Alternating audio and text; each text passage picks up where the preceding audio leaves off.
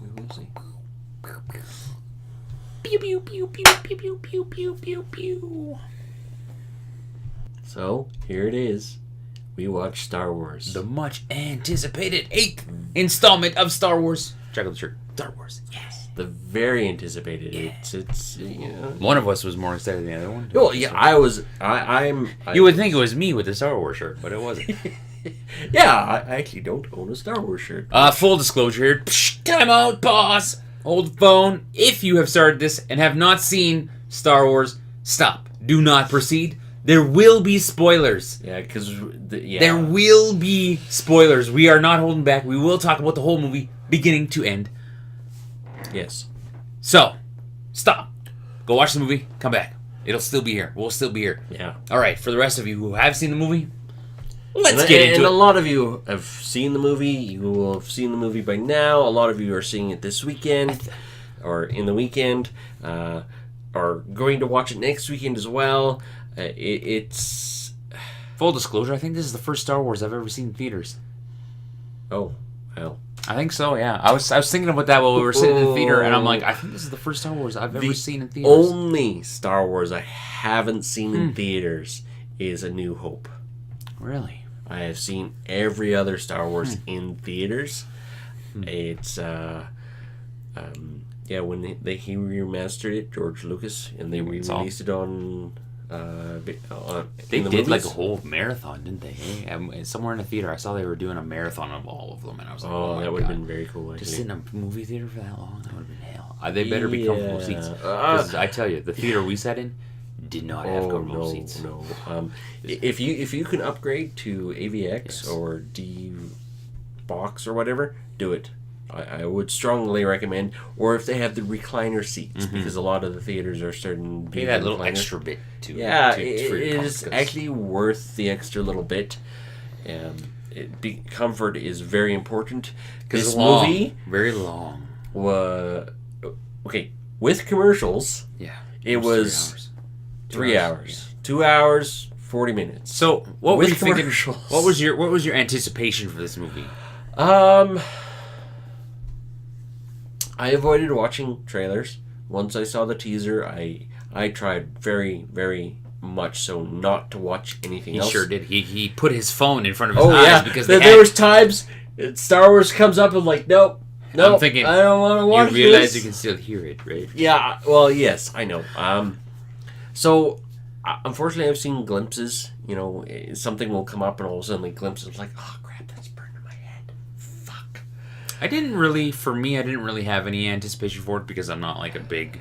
I like Star Wars, I enjoy Star Wars, but I wasn't like, ooh, this is exciting. I was like, oh, this is pretty cool. It's the first movie I've been to in a long, long time.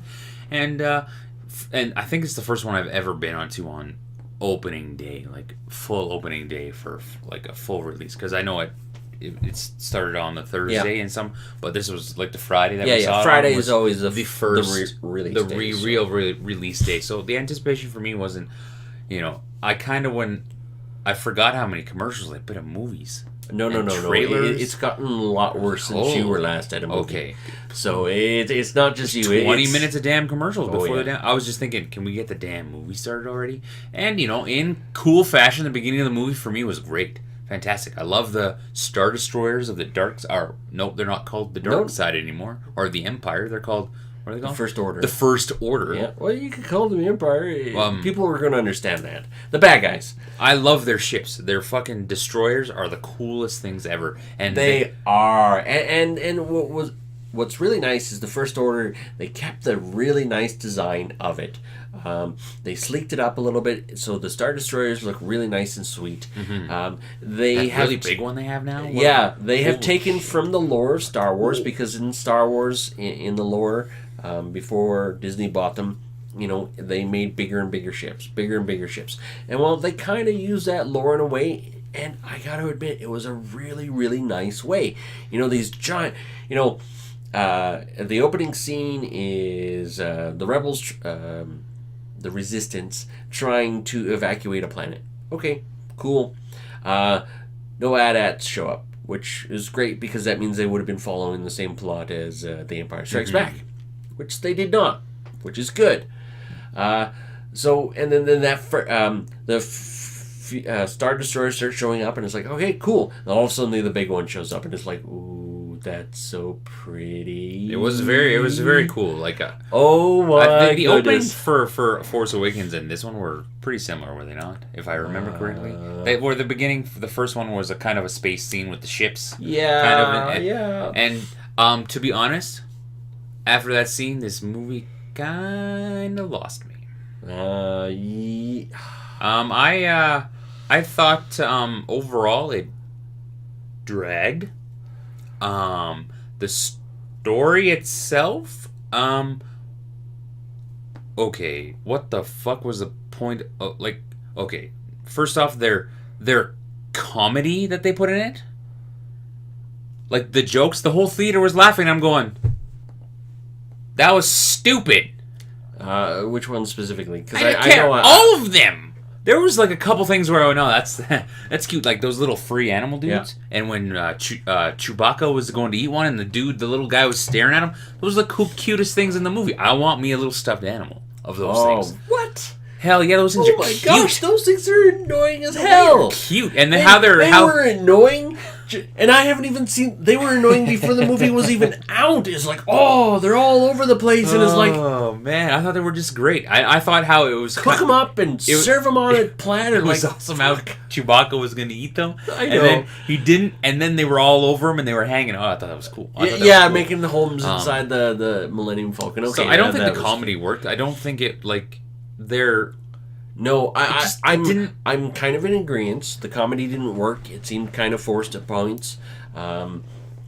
I understood what they were trying to do. Yeah. I got it, but I went, no, it was bad timing. It wasn't delivered properly. Yes. So I don't know if that was the writing problem or an acting problem. You know what I mean? A little bit of both. So maybe both. So I kind of was like, okay, well, okay, I get it. The rest of everybody thought it was audience funny, but me. So I guess I laughed out loud once during the whole thing. Every other joke fell flat, yeah. and I like Star Wars. So I'm just a fucking and unfortunately, I'm going to agree with you. There was draggy parts. Like, okay, the beginning action sequence. Yep. They got to it, fantastic. And it was good, great. I loved it. You know, and then they got into, they started getting away, they were being followed, and it was just like, what's the plan? What's the plan? What's the plan? Yeah. And it's like, you know, this whole side mission thing, I just didn't. It was almost pointless. I kind of thought that there was like 8 stories happening at once, wasn't there? Yeah. That's what it felt like. Yeah. Because you got woman with Luke, and then you got Rey with Luke. Yeah, Rey with Luke, and then you got Leia, Princess Leia's story, and you got the other Admiral Captain when Leia gets killed and then comes back to life miraculously from space. Okay. Again, we warn you, we're spoiling it. When Kylo Ren is attacking Leia's ship, you know, and they're aiming at the bridge, and he doesn't shoot, and it's like, oh, great, he's not going to be a bad guy. And then his 2 buddies shoot, blow up the bridge, she goes floating out into space. I'm like, she's going to die. Okay. And then miraculously... That's actually a really good way for her to die. That's what I thought. I'm like, okay, this is good. They're going to kill her. Okay, this makes sense. And then this whole stupid thing, God. And my face just went into my hand, and I was like, I just went, what? This just became retarded. In a sense, it did. It became I know Star Wars is unrealistic, people. I get it, but this became like, and it's like, oh, she uses the Force. It's like, no, you're in the depths of space. You're dead. You're dead. Yeah, and then she miraculously comes back to life, and yeah, what the, like, man, that is not the only death that is very, very angering. Well, let's get to Luke Skywalker since we're talking about death. Yeah, no kidding. Now, okay, Luke Skywalker actually has a really incredible fight scene. I gotta admit, like, that was actually pretty good. It was cool, okay, so from when she gets spaced to when they're about to attack the Rebel fortress, everything in between there kind of sucked. Yes. It was not. It was like, okay. Well, once they actually start doing the things they need to do, like the actual mission parts, it gets good. Yeah. There was just a lot of like fluff. It felt like. Yeah, like the it whole was a 2.5 hour movie. It could have probably been told hour 50. Yeah. And it would have been really good. I think it would have been fantastic. But for 45 minutes or so, they just fluffed. Anyways, back to Luke Skywalker. So, you got Luke Skywalker. He shows up at the Rebel base as the hero. You're like, ooh, Luke he showed up. Yes. And it was actually a really good fight between the two. Like, it wasn't like overly choreographed like you saw in the episode 1, 2, and 3. But it was done well, and it suited Luke Skywalker, right? But before the fight, he walks out into this desert scene, walks out, facing 5 AT-ATs, or whatever. The new First Order AT-ATs, which are like giant compared to the regular AT-ATs. I need those Legos. Because I saw the Lego ones for them, and the leg things were so weird. I was like, oh, these things are going to look so shitty on the screen. They look good. Fuck. They look good. And on the screen, they actually look big. Yeah. They look menacing. They look cool. And I was like, oh, okay. So the Lego does not do it justice. Out walks Luke Skywalker. Yep. Face these things like, ooh, I'm a big guy. I'm a Jedi. I'm going to kick their ass. And then Kylo Ren's is like, all weapons on him, fire. And you would think, okay, so in your brain you're going, they can't kill him like this. They can't kill Luke like this. And the next thing you know, boom! Luke Skywalker. And here's the best part. Yeah, the first shot that fires, it hits, and it looks like he explodes. And you're like, because he's on like sand. Goo. You're just like, this is something out of like Tremors. You know that movie Tremors when they blow up the worms and guts everywhere. And I just kind of went, no. I was like, no. They did it? They just did it like that? Oh so my gosh! There's 45 seconds of just these guns just shooting. And finally they stop. And then the smoke clears and out walks Luke Skywalker. I'm like, okay, this is no. Okay, this is what the power of the Jedi kind of used to be. It's like, they're showing, because they always withhold the true power, full power of Jedi in the movies. They never really go full Jedi, right? It's like full retard. You never go full retard. Well, some people do. But anyways, we digress. So, okay, fine. He walks out into the shadow, and it's like, great. This is... And by the time the whole thing is done, you find out the reason why he was able to walk away from this. And it was great.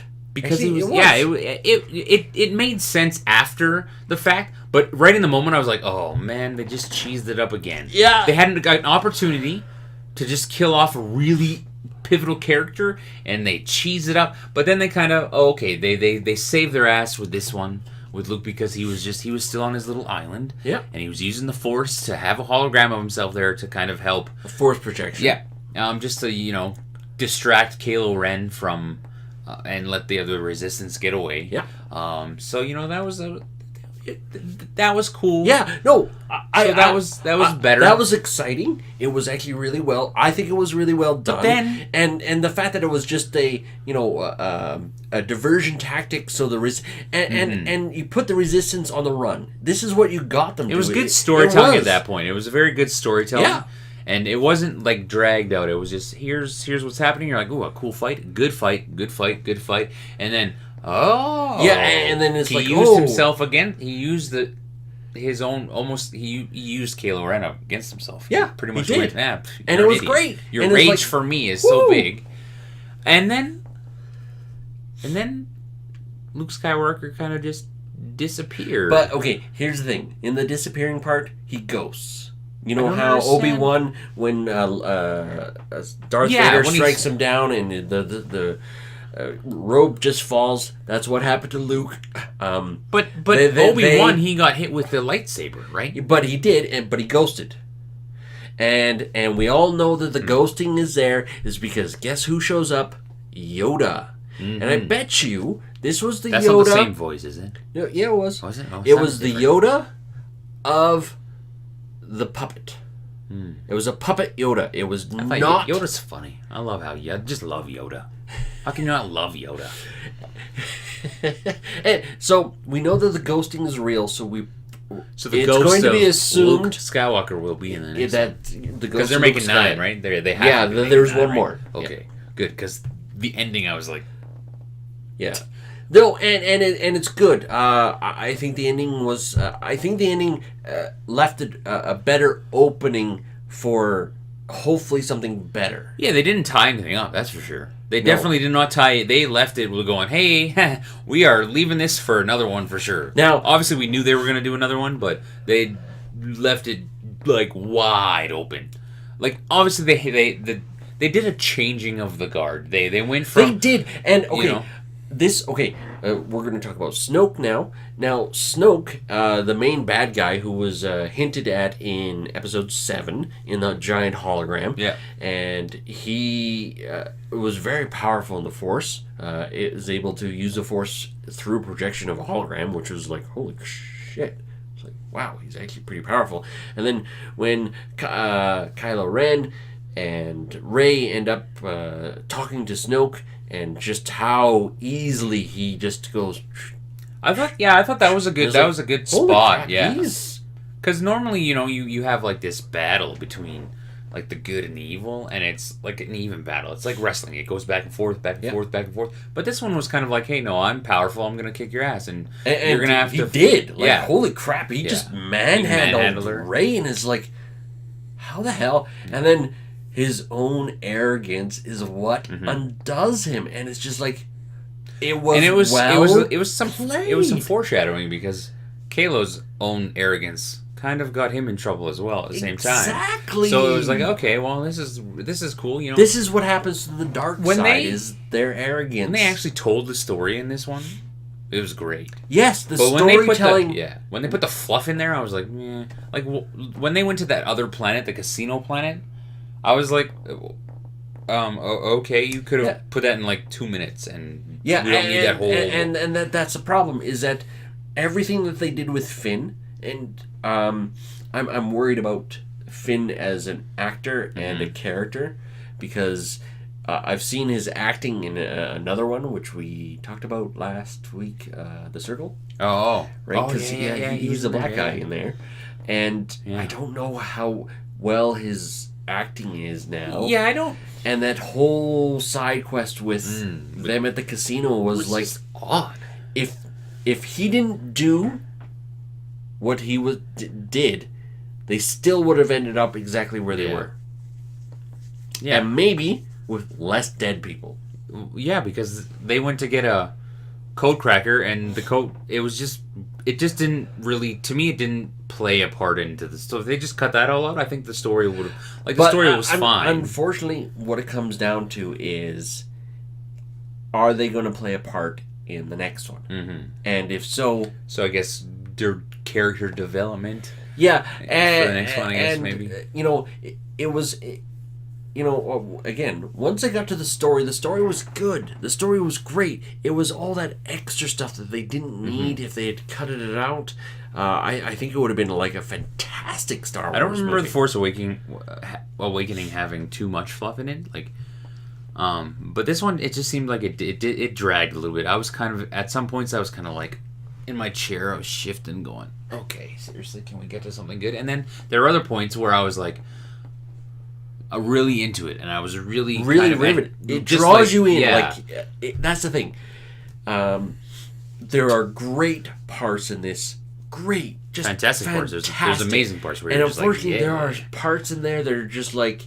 Make sure you have a lot of snacks. Make sure you don't eat all your snacks at the beginning. And make sure you have enough snacks for when those boring parts are. You can just be like, ooh, snack. Now, okay, I want to point a couple things out. In the beginning opening sequence, when they're trying to escape, they looked, and you see the rebel vessel with the two extra ships, and I was like, oh my gosh, I'm playing Star Wars Battlefront, and I was like, I just played that mission yesterday. Ah, nice. I just played that mission yesterday. I had to protect those cruisers from the TIE fighters, and it was like, oh my gosh, that was actually really cool. And then on top of that, the whole Millennium Falcon showing up and dragging all those TIE fighters away during the beach assault. Mm-hmm. It was awesome because that's what the Millennium Falcon does in the game. Like when you are you are flying that thing just kicks ass, and it's just like so annoying because you're shooting at it, it doesn't die, and it shoots you, and you just go boop. You know, an interesting fact here: Star Wars 9 is going to be the first. I guess not the first Star Wars, but this is going to be the Star Wars where it doesn't have any reference of characters to the original one. There's going to be no Leia. Oh, unless they have Leia somehow. They shouldn't. Carrie Fisher's because dead. Carrie Fisher did die. Luke is dead. Han is dead. Oh, I guess Chewbacca and C-3PO and R2-D2, but don't count per se. Leia is going to make a very small appearance to die. Yes, that's somehow. That's the assumption, is because they're not going to. Yeah, they're going to kill her off somehow. Yeah. So that, you know, when they killed her off, I was like, oh, okay. I thought that was it. I was like, oh, okay, I'm okay with that. And then they did the whole coming back to life thing, and I was like, yeah, it could have just that whole part was they lost me. Yeah. And it's I don't know how I feel about the movie. The great parts were great and worth watching, but after watching this one, I didn't want to watch it again. I may have to watch it again just to. I'm going to watch it in again. The comfort of my own home. Yeah. Maybe I might feel differently about it. But yeah, I was very I was underwhelmed. Yes. I guess that's the best way to put it. I was super excited, and by the time it was all done, I was like, I don't know how I feel about this. You know, there were great parts, and then other parts that just took... Like, the good parts were great. The good parts were yes. But the bad parts were, bad. It was like, holy... It was like a roller coaster of... Yes. And you know, like, when I watch a movie, I just want, I want the, and then, you know what I mean? I want a good arc, not a roller coaster. You know? And so this was a very roller coaster, up and downy, and it was good. Like, overall, it was good. Obviously, I didn't go on my phone because I was in a damn theater, but... we can't phone rate this one. This was... I found myself wanting to go on my phone. I found myself going, I wonder what's happening on my phone. Wonder if anything's happened on my phone, but I was like, I can't go on because I'm in a theater. So, out of respect for the other theater goers, I would recommend. I would definitely watch it. 100% watch it. Yeah. Oh yes, hell yeah. As we said at the beginning of this one, if you have not seen it, go see it. Yeah. Go watch it in the theater. I actually recommend maybe go watch it in the theater because the effects and the sounds, the lightsaber sounds, and the lasers and stuff like that, they're cool, man. They're like just the whole they're fantastic. Kylo Ren and Rey team up together in a massive lightsaber I love those red fight, guys. Which is who were those great. red dudes? They are a reference to the Emperor's bodyguards from the original Star Wars. That's what I thought. Yeah, fucking ninjas, man. They were freaking great. Yes, fucking and awesome, the fact that they were using different weapons. Yeah. Each and every single one of them. Whip. Oh, yeah. The whip. That was wicked. That was good. They had some good fight scenes. Like, the fight scenes were fantastic. They were good. Action, great. Story, great. Mm-hmm. The fluff. The fluff story was... That's... Yeah. There was a couple... Like I've said, many... You know, there was a couple times where I kind of found myself going... Seriously, one time I went like this. I just went... Put my head on. I went... And I kind of went, okay, don't do that. What are you doing? You're gonna fall asleep if you do that. No, you know. Yeah. So, and as I said, I have mixed feelings about this. It's like, you know, seeing the people's reviews. They're like, 4.5 out of 5. Yeah, I've seen one review 4.5 out of 5. I was like, ooh. I've seen 3 actually. I tried to stay away from it. I didn't read the views. I just saw the scores, and it's like, okay, 4.5. That's good. Yeah, I would probably give it like 3.5. 4 at best. Yeah, I'm gonna say a solid 3.5 because the good parts were so good and they made me wanna really pay attention. Yeah. But the bad parts, they made me wanna fall asleep. Honestly, and it's not because like when I saw it, I was tired from the day of work. It was just honestly, I would have. Yeah, it was just so difficult. It was. I was looking forward to this. I was excited about this. It's like, you know. 26 hours before the movie, I texted 26 hours. 26 hours. Ah! In the morning, I'm like, did you sleep all right last night? Oh, yeah. So I don't know what it is. I don't know if it was the acting that was bad that made me lose the connection, or if it was a story or a combination. But yeah, I know I can agree with the whole couple of the Finn guy. The guy, I had a little bit of trouble with the guy who plays Kylo Ren as well. But I had that in Force Awakens. I didn't really like him, but at the same time, I kind of went, I can get past it. All I know is, okay, so me and the missus, we were watching Force Awakens, and he's coming across as an awesome bad guy. He has potential and everything, and then all of a sudden, it's like he pops off his mask to talk to Rey, and the missus is like, put on your mask. Put the mask back on. I kind of feel the same way. I wish he kept his mask on. I like his mask. His mask was really cool. I thought think he was a much better character with the mask. To his character. Whereas, like, unfortunately, what we find with a lot of comic to movie style, because it's live action, movie directors think that people want to see the character behind the mask, and it's like, no, the mask is part of the character. Yeah, it's like, I'm sorry, imagine Darth Vader. Yeah, Darth Vader without a mask. When you think of Darth Vader, what do you think about? You think of the mask. You think about him and his mask. And you don't think about him with his mask off and the bald guy face. Going, you think about no. And now Kylo is like, like, just put the mask back on. You can't. Keep it on. Broke it. Yo, I know that. Stupid. They replaced his mask with a scar. No. Did you see the scar? It got like bigger throughout. Like, it was little, just by his cheek, right, and then down his neck, and then it went from all his like chest to his forehead, and I was like, how did that get so big? Yeah, they had to make it more menacing, but yeah, as I said, and it's one of those things too. Is after I go to sleep and wake up and have a little bit of a chance to digest, my ideas might change. But right at this moment in time, the best it gets is 4. The lowest I'll give it is 3. I'm not going to give it a 3.5. I'll go 3.5 because it's going to flex. Because as I said, the bad parts were not fun to watch. They were difficult to get through, but the fantastic parts were just that fantastic. And I know that after the first time that I watch it on Blu-ray, I will start to learn and go fast forward, skip, fast forward. I'm good. Yeah, I would. I'm worried that that's exactly what. So I could say that. I would recommend go watch it. Definitely, it's a must-watch movie of the year, for sure. Even though the year's almost over. And we will actually be talking about some of our favorite things of the year, and Star Wars is not winning. No. But go watch The Last Jedi, and you'll find out it's not really The Last Jedi. That's a false advertising. But the awakening of The Last Jedi is actually done really well, and again, that's part of the fantastic storytelling, and how it all happens is actually really good.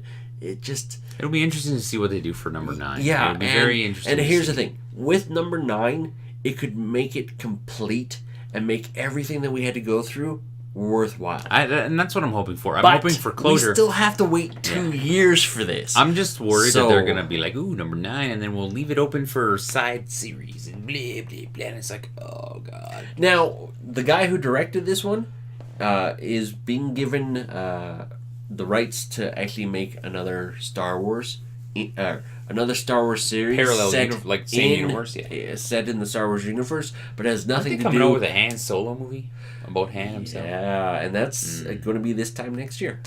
Lovely. No. Anyways, because they did actually fire the directors. Oh, great. So, and then they had to bring in the guy from Happy Days, the redhead, the director. Crap. Oh, yeah, I know who you're talking. Yeah, that guy. They had to Howard? bring him. Ron Howard? Yes, Ron Howard. Yeah. They had to bring him in to fix it. Wow. Yeah. Anyways, guys, let us know if you've seen this. You may not agree with us. Yeah. But that's fine. I have a feeling that we're one of the reviews that are maybe not on the most positive side about this show. Yeah. I think a lot of the early reviews are very like even when we were and, walking into the theater, we were looking at each other and it's like, oh God, what am I? I'm not gonna say very good. We're like, let's not talk about it right now. Nope. Man. Even though I'm like, I want to say that this was not the greatest thing ever. Yeah. So let us know, guys, what you think, and yeah, that's about it. See you later. See ya. Oh, don't forget to subscribe.